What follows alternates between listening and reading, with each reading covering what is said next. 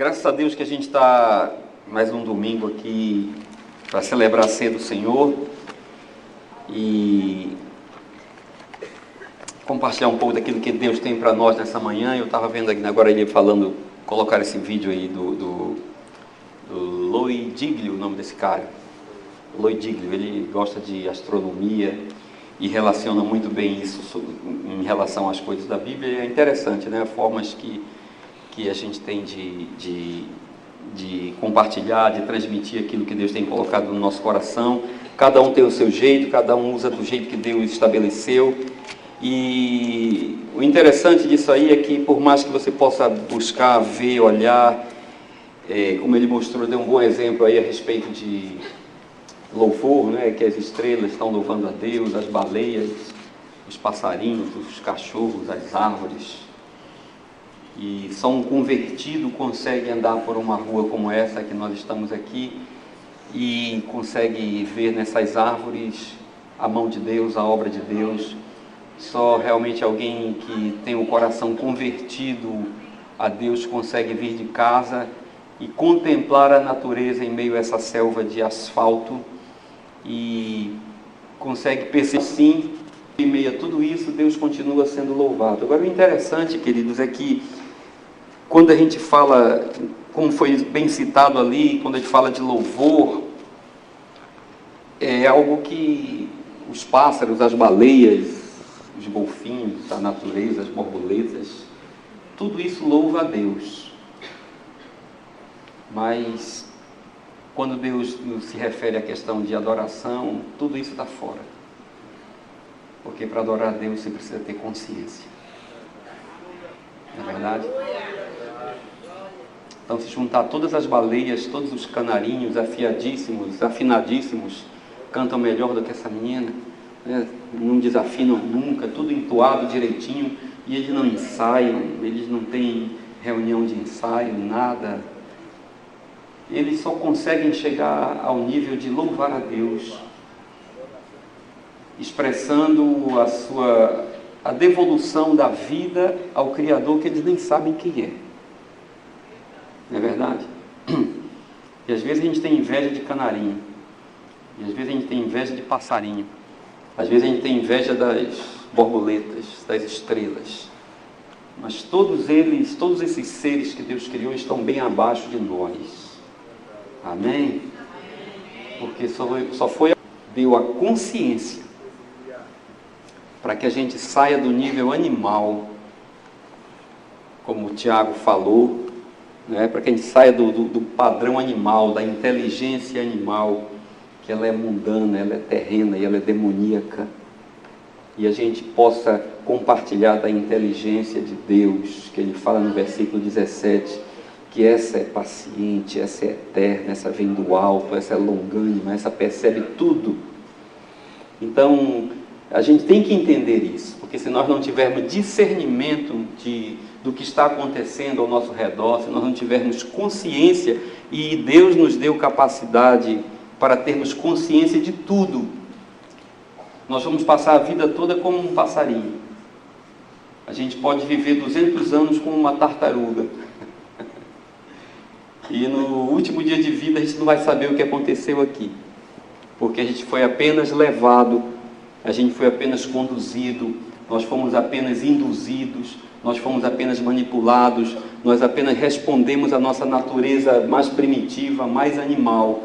E acreditem, a natureza mais primitiva e mais animal, ela louva a Deus.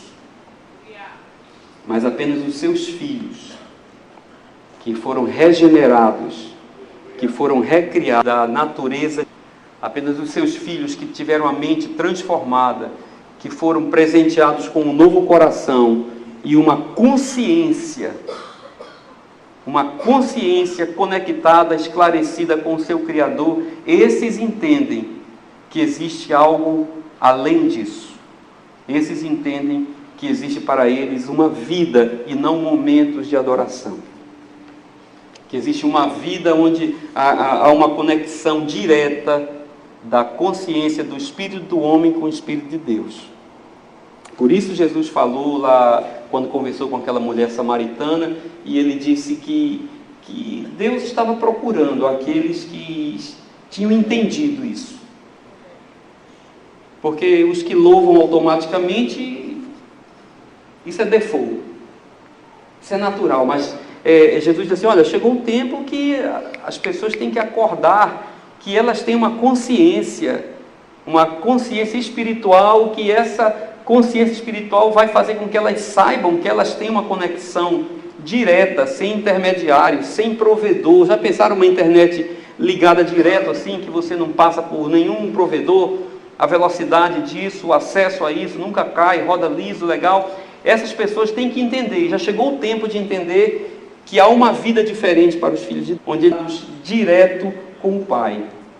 E o Pai procura esses que estão com a consciência renovada em relação a isso. Então isso é adoração. É você ter consciência de que a sua vida está conectada com a vida de Deus, de que o seu espírito está conectado com o Espírito de Deus. E uma vez que você teve essa consciência, que conectou, que fez essa ligação, amém, irmão? Não é igual a sua conta do provedor de internet, que se você não pagar, ela cai. Que se o tempo ficar ruim, se tiver uma adversidade, se tiver uma chuva, se tiver um vento forte, se balançar a tua antena, aí a conexão cai e você fica maluco.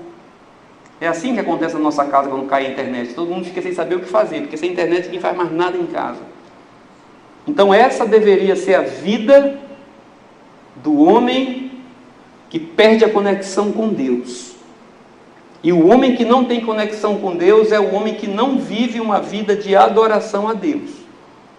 Porque passou o tempo, faz muito tempo, que as pessoas se reuniam para adorar a Deus. Isso é uma ideia muito primitiva. Passou esse tempo que as pessoas se reuniam para adorar a Deus. Jesus disse, eu vim para começar uma nova era, onde os verdadeiros adoradores amam ao Pai, e em verdade. Jesus veio pegar o cabo, né, aquele cabinho coaxial lá, não sei como é que chama, talvez já seja de fibra ótica ou fibra espiritual, e veio conectar no seu coração. O cabo que está ligado diretamente ao coração de Deus, sem provedor, sem intermediário, sem conta para pagar. Amém? Então, onde começa a vida de adoração? No dia que a sua consciência é renovada de que existe uma conexão direta de você com o Pai. Quando termina essa vida? Não termina, é eterna. Amém? Então é muito legal, a gente se reúne, curte, toca uma música e tal. Irmãos, mas isso aí é só um momento que a gente está junto aqui. A adoração dos filhos de Deus é constante. Não saímos da presença dEle. Amém? Porque se saímos da presença dEle, nós estamos na presença de quem? Se você tira o cabo, você fica por sua conta. Então, o que Deus veio trazer através de Jesus Cristo foi essa nova consciência. Os filhos são aqueles que sabem que tem uma conexão direta com Deus. São aqueles que sabem que tem um compromisso direto com Deus. São aqueles que sabem que a qualquer momento diz Pai e Ele ouve. Que a qualquer momento Deus fala e Ele também escuta. Que estão numa conexão direta, constante com Deus, independente de estar arrepiado ou não. Amém? Porque Deus não depende da sua sensibilidade. Você pode ser grosso, pode ser insensível, pode ser o que for. Paulo diz que Deus penetra na sua vida como uma espada de 2 gumes. Mesmo que você não queira, Ele penetra. Amém? E aqueles que têm um coração de pedra, duro, também não tem problema. Ele arranca, joga fora e coloca um coração novo. De filé mignon, né, irmão Marco? Aquela carninha molinha, que se comove fácil, que chora, que percebe, que é sensível. Então o que nós precisamos, irmãos, é ter consciência de tudo, de absolutamente tudo que acontece na nossa vida. Porque se nós não temos consciência do que acontece na nossa vida, a gente está perdendo tudo que está acontecendo na nossa vida. Tudo vira ritual, tudo vira religião, tudo vira cerimônia, tudo vira apenas um rito. E é sobre isso que a gente quer compartilhar com os irmãos hoje, porque hoje o culto é o culto de celebração da ceia do Senhor. É um culto onde nós estamos aqui reunidos, não para abençoar a semana no primeiro dia, não para pagar um imposto para que a segunda-feira seja boa, para que a terça-feira tenha negócio. Não, nós não estamos aqui para isso. Nós estamos aqui conscientes. Amém? Amém. Todos são conscientes aqui? Então nós estamos aqui conscientes, oferecendo ao nosso Deus um culto chamado culto racional. Não tem ninguém dopado, não tem ninguém lombrado aqui, não tem ninguém maluco beleza, não tem ninguém navegando aqui. Todos estão aqui conscientes, com a mente sã. Amém? Porque é assim que Deus trata seus filhos, é assim que Ele reúne a sua casa. E nós temos que ter consciência de tudo o que acontece na nossa vida. E a respeito da ceia do Senhor também. A respeito do que Deus faz, a respeito do que Deus fala. Como nós estávamos começando lá em cima, estava agora com os casais lá em cima, ministrando lá em cima. E a gente começou a tratar de um assunto com eles hoje. Vamos começar a falar sobre inteligência espiritual. Boa, né? Excelente, né? O pessoal tem R$1.000 para passar um final de semana com o Paulo Vieira, muito bom, lá em Fortaleza. Deve ter umas 3.500 pessoas pagando em torno de R$4.500 para ouvir sobre inteligência emocional, que a Bíblia ensina. Paulo Vieira é crente, né? É um irmão, é um ícone na área de treinamento, de coaching aqui no Brasil, é o nosso... Então, ele está lá e a turma está porque precisa disso. Quer aprender a ser relacional. E está tudo aqui. Amém? E a gente começou a falar sobre inteligência espiritual para 3 casais lá em cima. Eu deveria cobrar R$4.000. Não, emocional é R$4.000, eu devia cobrar uns 6 ou 8, porque espiritual é uma coisa mais elevada. Não é, irmãos? Os irmãos não concordam com isso? Amém? Quem disse amém, depois faz a inscrição que eu vou promover esse negócio. Amém? Para que tenha, irmão, a gente tem que ter consciência das coisas. O Filho de Deus é um homem inteligente, é uma mulher inteligente. Ele não é um jumento, não é uma máquina, ele não é conduzido. Paulo diz que nós não devemos ser levados por ondas, por vãs doutrinas, por coisas que hoje a gente chama de modinhas, né? Qual é a modinha da agora? Qual a modinha do momento? A modinha do Filho de Deus? Não. A do Senhor? Não. Então nós estamos aqui para esclarecer a nossa consciência a respeito da ceia do Senhor.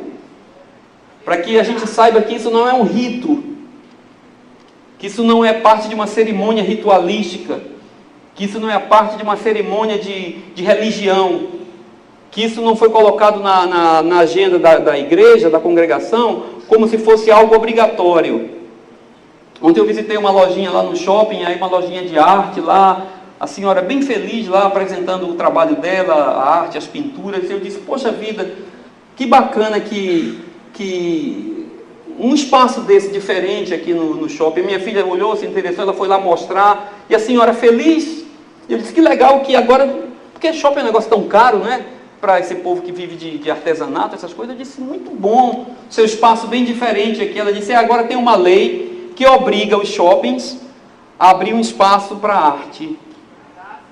Aí eu disse, ainda precisamos de lei para ter um espaço para cultura. Mas tudo bem, graças a Deus que tem. Então é isso, irmãos, o culto de ceia não está aqui na agenda porque tem uma lei que obriga a ter pelo menos um culto por mês. Para ser uma igreja considerada cristã, precisa ter pelo menos um culto por mês. Não. Pedindo perdão porque não veio tomar ceia. Não. Isso não é maldição. Isso não é um cartão que você bate lá na entrada do seu trabalho para você ganhar o teu salário e não perder a tua diária. Nós temos que tirar essa mentalidade de obrigação da nossa cabeça, renovar nossa mente. A ceia do Senhor não é um rito, não é uma cerimônia simples, não é uma coisa que tem que acontecer de qualquer maneira. A ceia do Senhor é um sacramento. Amém?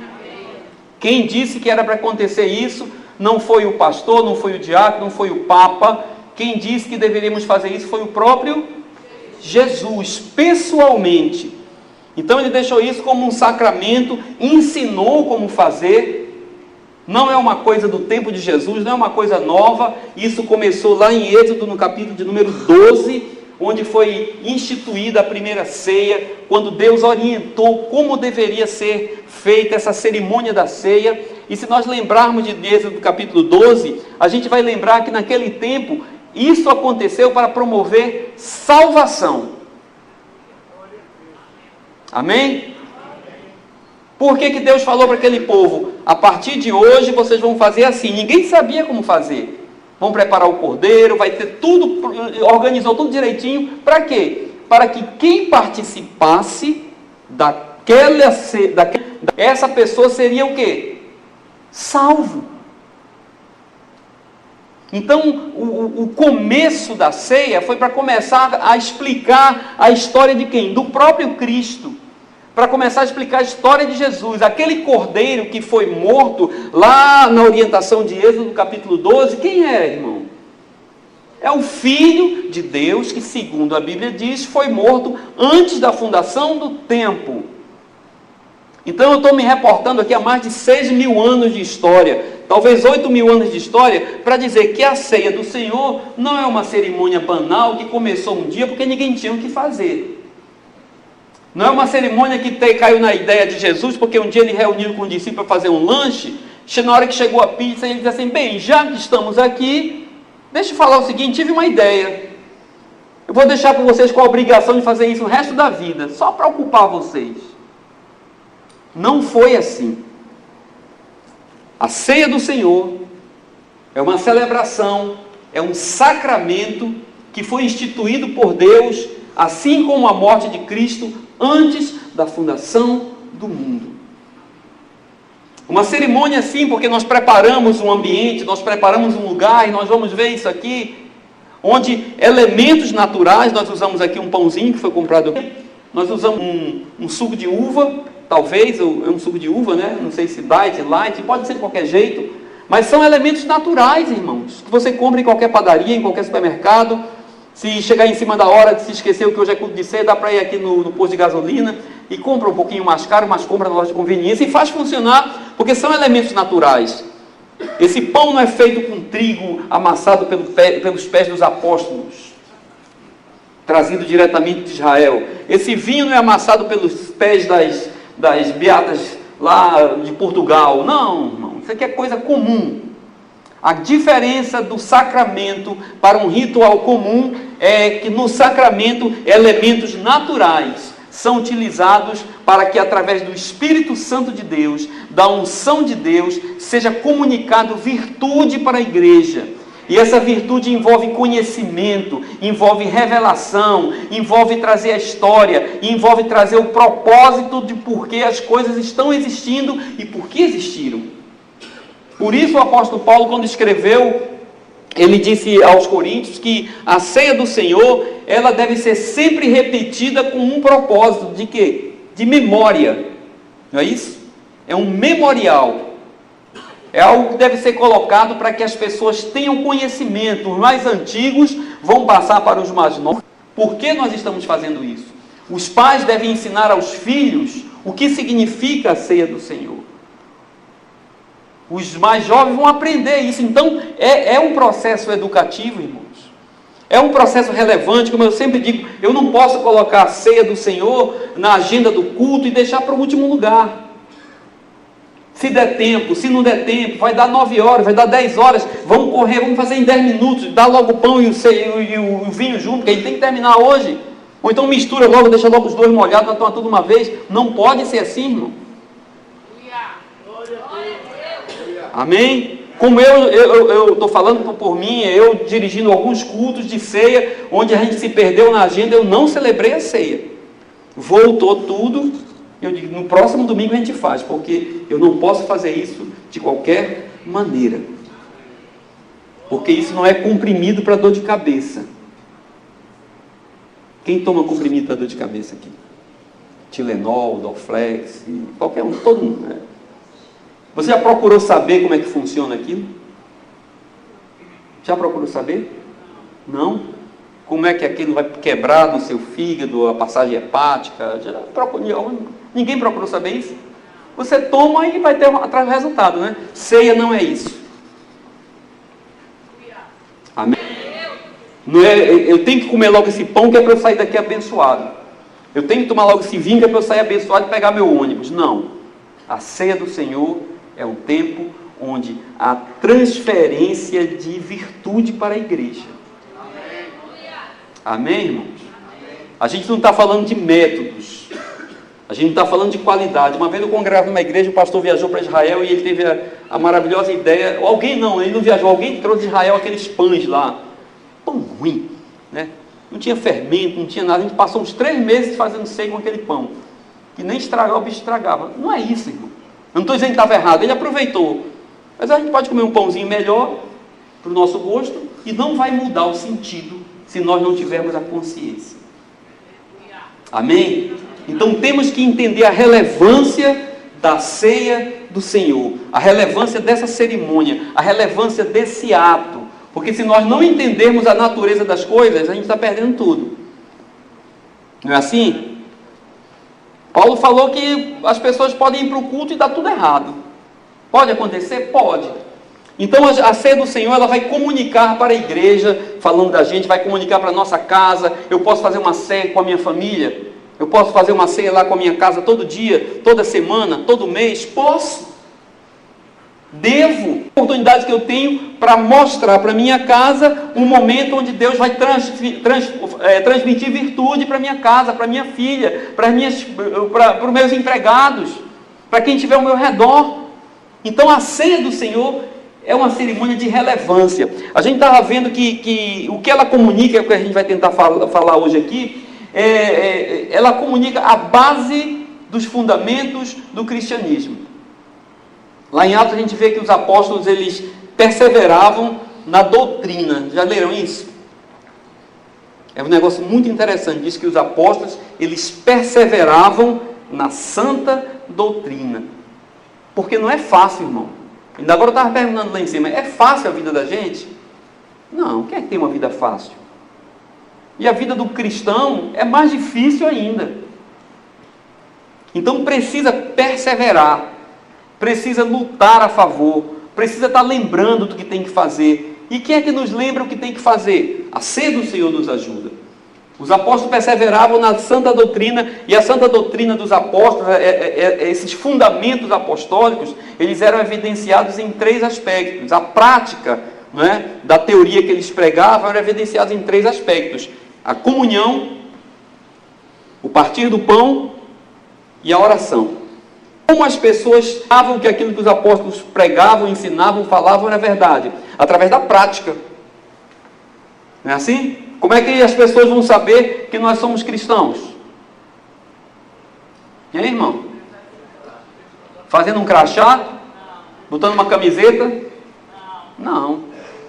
Lá o Evangelho de João diz que nós seremos conhecidos pelos nossos frutos. Então você não precisa se apresentar como cristão para ninguém. Você não precisa andar com um crachá. Não precisa comprar uma Bíblia bem grande e colocar embaixo do braço. Não precisa deixar no painel do teu carro para o guarda saber que você é crente e deixar você passar com o documento vencido. Não. Tem essa tática, né? Tem umas Bíblias que estão queimadas já que o cara deixa no painel do carro, porque quando o guarda para e diz, esse aí é crente. Deve ser um cabo que aí passa. Não, não precisa. A vida ensina, hein? E eu sinto o testemunho interior na vida dos irmãos. Nós seremos conhecidos pelos nossos frutos. Então o que dá testemunho da nossa teoria é o nosso fruto. Então os apóstolos eram conhecidos por quê? Porque eles praticavam a comunhão, o partir do pão e a oração. O Senhor vai convidar os irmãos a abrir a Bíblia de vocês, quem tem uma Bíblia, o seu tablet, o seu app aí, e o Version, qualquer um, celular, pode deixar tudo ligado, Wi-Fi, pode deixar conectado aí, WhatsApp, tudo, não tem problema, viu, irmão? Comigo não. Evangelho de Lucas. Quem tem tudo decorado não precisa abrir a Bíblia nem ligar o celular. Pode lembrar, Evangelho de Lucas, capítulo de número 22. Quero ler com os irmãos a partir do versículo de número 7, para que os irmãos entendam que isso não é uma coisa à toa, que a ceia do Senhor não é uma coisa por acaso, que não foi por falta de agenda, que tem muita coisa para fazer num culto. Tem muita gente que quer fazer, encher de coisa isso aqui. Tem teatro, tem dança, tem sapateado, tudo que você quiser fazer tem aqui. Então não é por falta de agenda, é porque é um sacramento orientado por Deus. Amém? A Bíblia ela não fala sobre métodos, irmãos. Já perceberam isso? O Evangelho não fala sobre método de igreja. Qual é o método, né? Que é muito bom, assim, é muito famoso essas questões, os 3A, os 4D, os 5E, eu descobri os 4F, que é maravilhoso, os I, então os 5I da igreja, como é? A Bíblia não fala de métodos. A gente vai na livraria e fica procurando qual é o método certo da igreja, não tem. Tem alguém escrevendo, tem vários livros aí de gente escrevendo modelos, né? Mas por que a Bíblia não fala de métodos?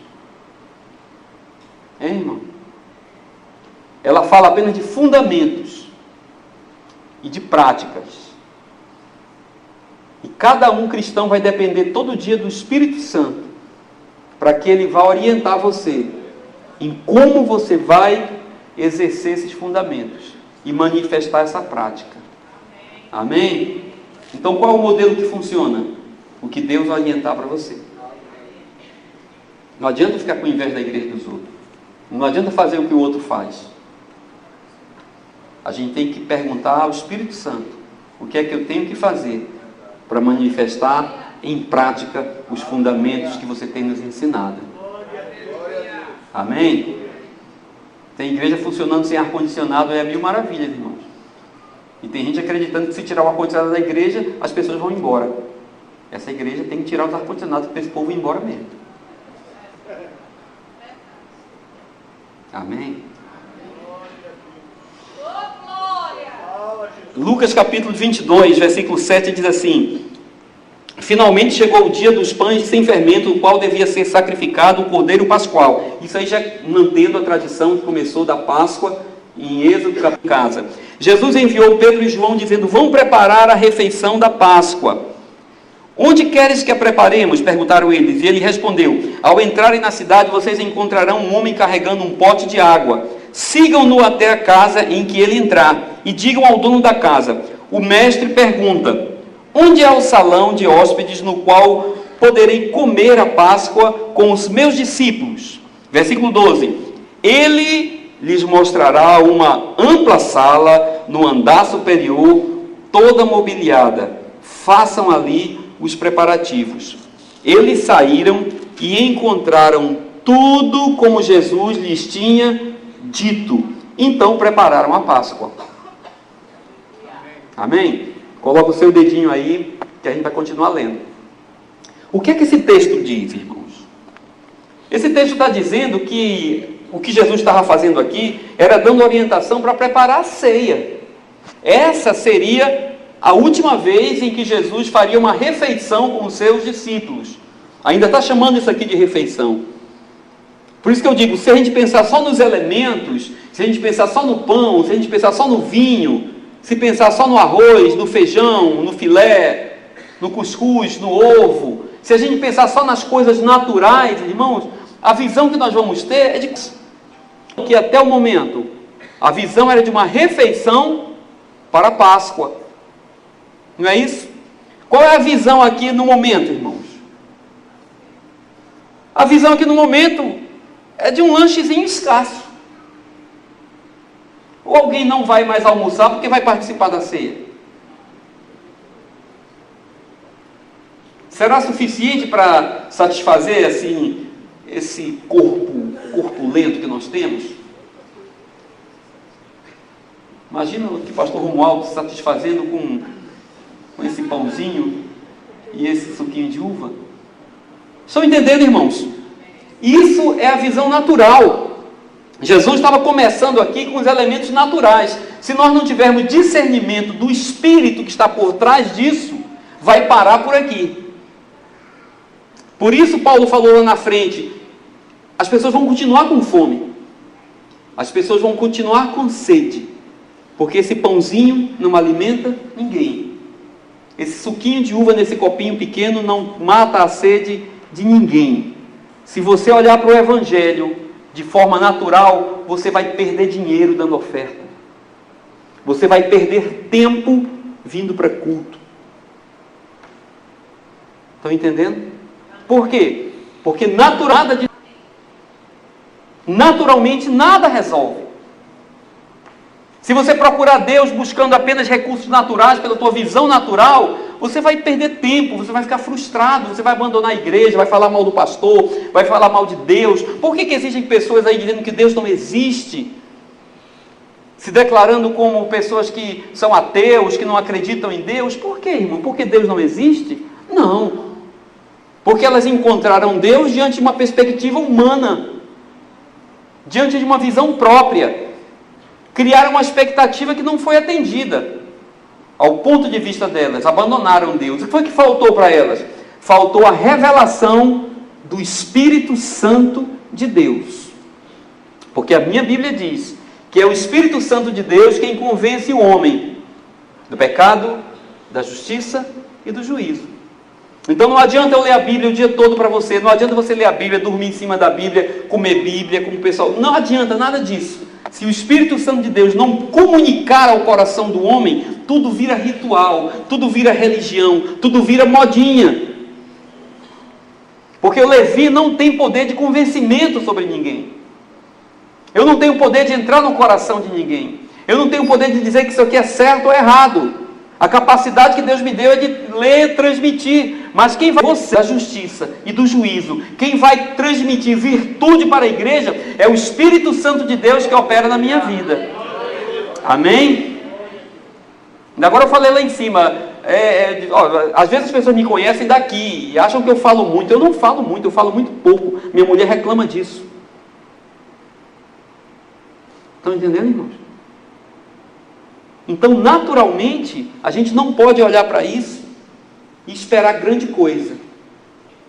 É só uma cerimônia, são só elementos espirituais. O que vai acontecer aqui da frente, que a gente vai ver a partir do versículo que vai seguir do versículo 15, é onde Jesus começa a transmitir virtude para os seus discípulos e a dar o sentido para transformar uma refeição natural em uma ceia do Senhor.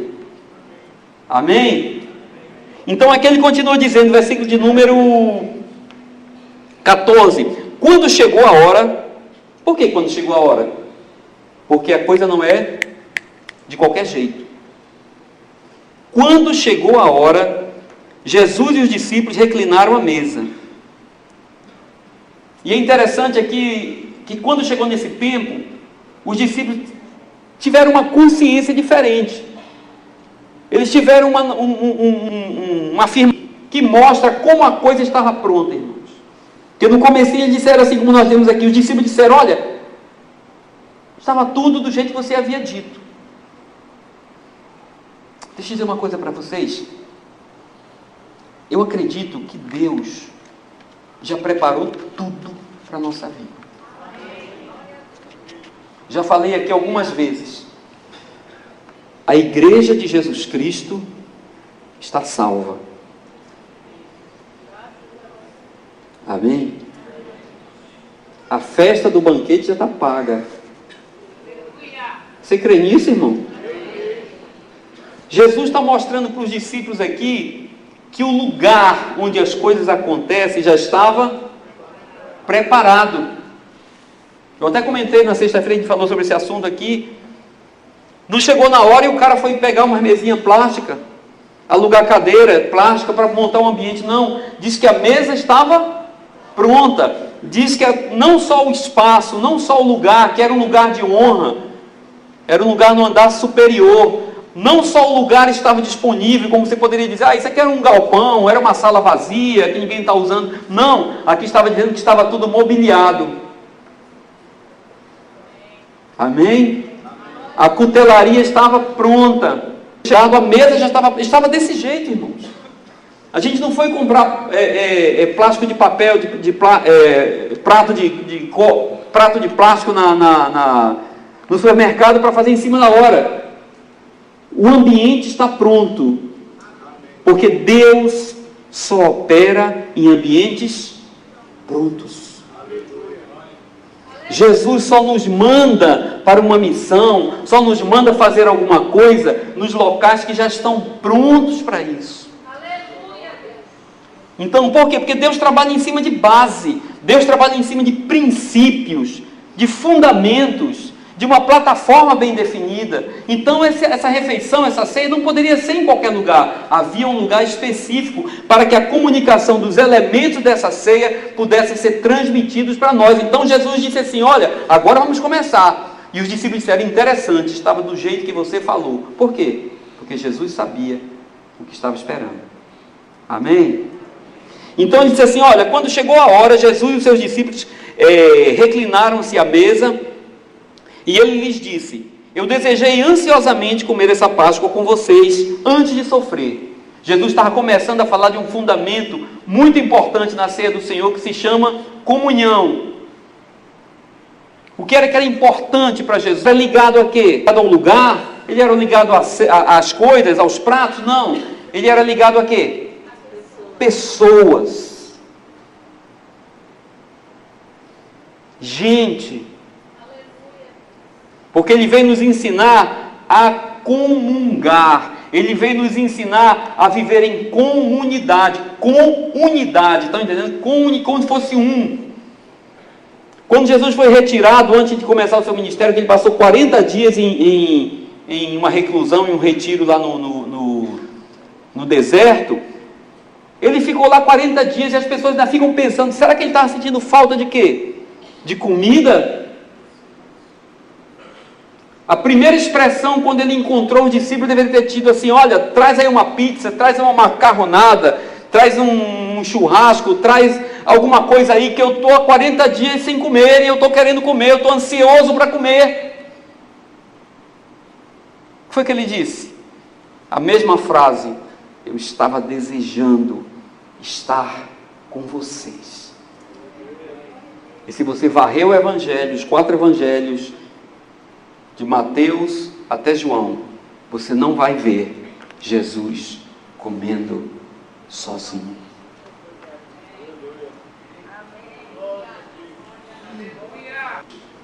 A João, você não vai ver nenhum dos evangelistas mostrando Jesus fazendo um milagre para ele. Um milagre em benefício próprio. Um dia eu estava conversando com um amigo que ele ainda não casou e ele está estudando, né? Eu acho que ele vai casar com 120 anos. Ele está estudando todos os cases de relacionamento que ele conhece para ver o que é que dá certo, o que não dá. E ele conversando comigo, perguntando: rapaz, e como é, não sei o que e tal. Eu digo: tem briga sim, tem. Briga, discute, fica virado. Às vezes a gente não sabe porquê, mas ela sabe, vive, né? Amanhece assim, igual um jabuti, virado para cima. Aí ele disse: mas rapaz, como é? Eu disse: olha, vou dizer para você o meu testemunho. Para mim, a parte mais ruim desses estados de arranhamento, assim, os irmãos, lá em casa, né? Eu tenho que explicar muito, porque os irmãos não sabem o que é isso, né? Eu disse: para mim, a parte mais ruim, cara, é na hora de comer.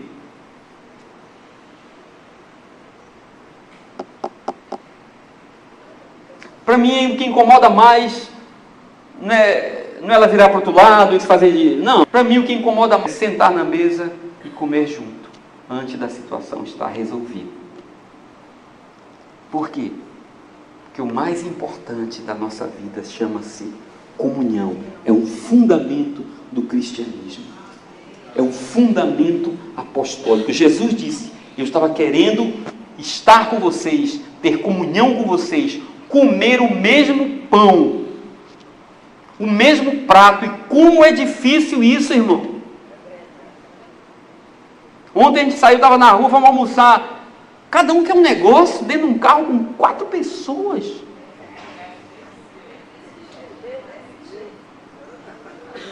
Aí Keila diz assim: vamos logo parar num lugar que tenha que tem um self-service, cada um faz seu prato. E aquela pontada dentro de mim diz: como? Se no sábado eu não queria sair, não é para um lugar que a gente gosta, eu disse: vamos junto. Porque sai um programa, ninguém tem o mesmo programa, ninguém quer as mesmas coisas. A pequenininha disse: eu não quero ir para lá. É para o Alecrim: eu não quero ir para lá. Vou ficar com meu pai, porque ela sabe que eu também não gosto de ir.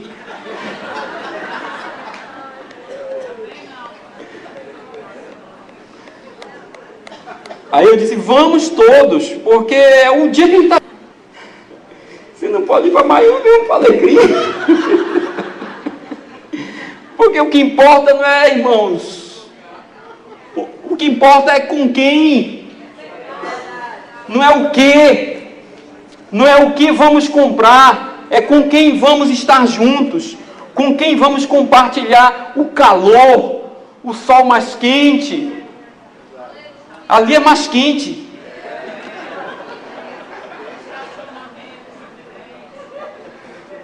E os nossos filhos têm que entender o fundamento do cristianismo, que é comunhão. Chorar com os que choram, sorrir com os que estão sorrindo. Ficar feliz com a vitória do outro, lamentar a perda do outro. Se envolver, se misturar, se relacionar, ter comunhão. Ficar com fome esperando o outro chegar, isso não existe mais.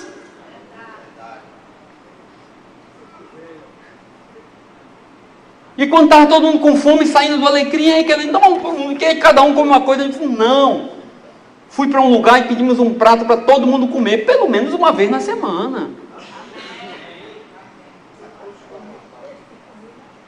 Você está entendendo, irmão? Então, nem foi lá. Então, é o que Jesus está mostrando aqui. Ele está começando a ressignificar o sentido da refeição, para transformar isso em algo mais transcendental, em algo grande, em algo espiritual. Porque a nossa vida, por mais simples que seja, um turno Alecrim tem que ter uma revelação de Deus, tem que ter uma transmissão de algo bom, de uma virtude, para que a gente possa melhorar, senão aquilo vai ser só prejuízo. Estão entendendo, irmãos? Então ele diz assim: olha, eu desejei ansiosamente comer essa Páscoa com vocês, pois eu lhes digo, não comerei dela novamente. Quem é que sabe quando vai se reunir outra vez? Não é terrorismo para aceitar Jesus, não. É valorização do presente, do aqui. Vai virar um programa de SBT. E do agora. Valorizar esse tempo. Valorizar esse momento, valorizar essa companhia. Porque chega o tempo difícil para todos, irmãos. Eu hoje vou visitar meu pai e não consigo mais conversar com ele. O que é isso? Quanto a gente desperdiça de comunhão por coisas pequenas, por preferências pessoais. Porque não comemos o mesmo pão, carne, porque eu não gosto daqui, porque eu não gosto dali. Jesus nos ensinou que com os mesmos elementos nós podemos ter convivência, nós podemos ter relação, nós podemos ter comunhão em uma mesa totalmente diversa, com 12 personalidades diferentes. Esse é o princípio da ceia do Senhor. Essa é uma das bases que Ele quer comunicar com uma simples refeição, irmão. Então é isso que nós temos que entender. Isso aqui não é uma cerimônia comum. Recebendo o cálice, ele deu graças e disse assim: tomem isso e compartilhem uns com os outros. Tomou o cálice e deu graças. Por que ele deu graças, irmão?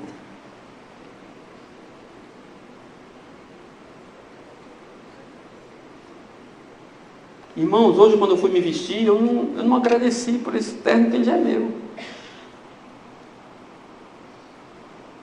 Ganhei, agradeci quando ganhei. Eu sou o que me deu esse terno.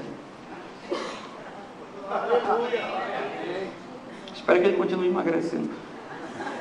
Vocês estão entendendo? Por que ele deu graças, irmão? Porque o cálice não é dele. Vocês lembram que ele foi numa casa E chegou lá, estava tudo pronto. A mesa estava, o pão já estava na mesa, a cutelaria estava na mesa e o cálice também estava na mesa. Ele estava nos ensinando, através da Santa Ceia, ressignificando aquela refeição ali, para mostrar para a gente que nós devemos manifestar algo que falta nos nossos tempos, chamado gratidão. Gratidão. Paulo escreveu a Timóteo na segunda carta, no capítulo 3, e ele disse que um dos motivos pelos quais o mundo hoje é ruim, nós vivemos dias maus, um deles qual é? Ingratidão, a falta de gratidão. Que nós somos avarentos, somos egoístas, amantes de nós mesmos. Eu quero comer o que é meu, eu quero fazer o que é meu, é tudo meu. E nós esquecemos de que nós não recebemos nada de nós mesmos. Tudo nos foi dado. Então, Jesus está dizendo aqui, olha, gratidão. O cálice que eu estou oferecendo para vocês, antes eu estou agradecendo porque ele não é meu. Esse cálice é o cálice da nova aliança. Esse cálice representa um novo pacto. Esse cálice representa uma nova promessa. Esse cálice está fundamentado em perdão de pecados antes de arrependimento. Jesus firmou um pacto conosco.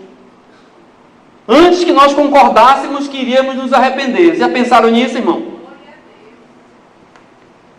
Quem é que faz isso hoje? Quem é que perdoa antes do cara se arrepender? Quem, Binho? Quando um casal está de bico, o que é que a gente diz? Hein, irmão?